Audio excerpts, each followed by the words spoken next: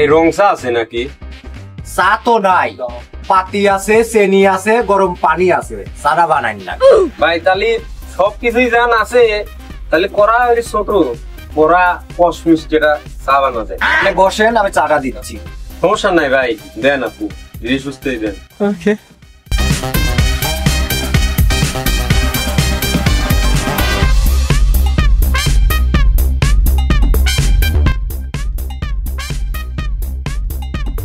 I চালেন